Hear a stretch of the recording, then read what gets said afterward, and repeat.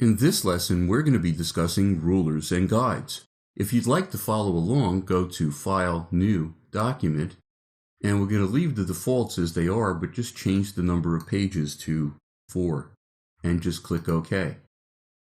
Let me just scroll down to get to pages 2 and 3. And then I'm going to go under my View menu and choose Fit Spread in Window. You can see that by default, rulers come up with every single document. If they don't come up, you can go under your View options above the Control panel and choose Rulers.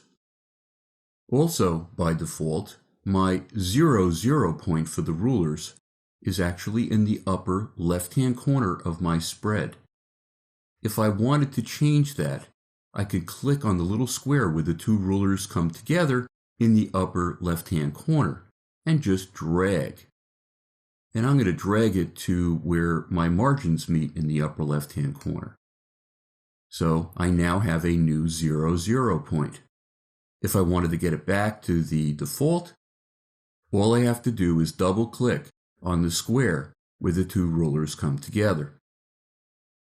Another thing that I can do is if I right-click on the horizontal ruler, I can change my units of measure from inches, or whatever my default is, to something else. And if I were to do that, I've changed my rulers. But you notice that it's just for the horizontal ruler. I can do the same thing for the vertical by right-clicking on the vertical and changing to picas. But I'm going to leave it at inches, and I'm going to change my horizontal ruler back to inches as well. You can also see that going across in the horizontal ruler, the 0 point, of course, is on the left, and it goes all the way across onto the second page, uninterrupted. And in this case, ends at 17 inches. What if I wanted to change that? What if I wanted a different ruler on each page? Let me right-click again and go down to Ruler per page in the pop-up menu. And now you can see that the ruler actually ends at 8.5 inches and starts again at the gutter between the two pages of the spread.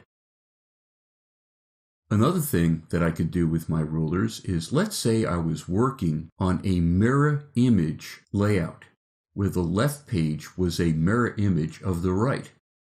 Well, it might be easier if the ruler started at the gutter and then went up in both directions.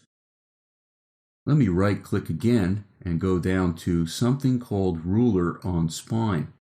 And you can see that the 0 point of my horizontal ruler is on the spine and it goes up in both directions. So if I wanted to set up my page as mirror images, it's really easy. Let me create a guide. If I go over the top of my ruler, my vertical ruler in this case, I can click and I get these double black arrows. And as I start to drag onto my left-hand page, you can see that when I get to 2, it's letting me know that in something called Smart Guides. You can see the gray little box that popped up next to the guide I'm drawing, but also up in the control panel, you can see that it says -2 along the x-axis. And that's because it's 2 inches to the left of my 0 point. Let me do the same thing on my right page. Let me click on the ruler again and drag over. And when I see it says 2 inches at the X in that little gray pop-up there, and also in the control panel, if I let go, I now have my 2 guides. So setting up my mirror images is really easy. Well, what is so special about guides? Let me draw an object. I'm going to go to my rectangle tool. You can get there very quickly by pressing your M key. And I'm just going to click and drag. And you can see that when I go over the top of a guide, my crosshairs for my rectangle tool have an arrow, a little white arrow to the lower right of the icon. And if I click, it is actually snapping right to the guide. Very nice. But oh, look what's going on here. I'm actually getting smart guides that pop up to let me know when this new object that I'm drawing is exactly the same width and height as the object that already exists. Let me do that again. I'm going to click when I see that little pointer to the lower right of my crosshairs and just drag across. And I'm seeing all kinds of smart guides. When this object that I'm drawing reaches the center of the object above, I get a smart guide. Let me just continue going across, and you can see at this point, I know it's the same width as the two other objects. Let me drag down. Now it's also the same height. I wanted to talk about one more feature that has to do with guides. Why don't we open another brand new document, go to File, New, Document, and we don't need facing pages, so uncheck that. One page is fine, but what I do want to do is to click on the little link that makes the margins all the same and select the field next to bottom margin. And I'm going to type 3 inches and just click OK. So I have unequal margins now, with the largest margin being down the bottom. Is there a quick way to draw a grid of guides? Let's say I wanted to have 9 equal rectangles to put pictures in. Well, what I could do is first switch to my rectangle frame tool by hitting my F key, or just clicking on the rectangle with the X through it. And we'll be talking more about these various kinds of rectangles and objects in a later lesson. But if I go under my layout menu to create guides, it opens a Create Guides dialog window. And there's a number of rows I can set up and a number of columns. Let me just click my up arrow 3 times.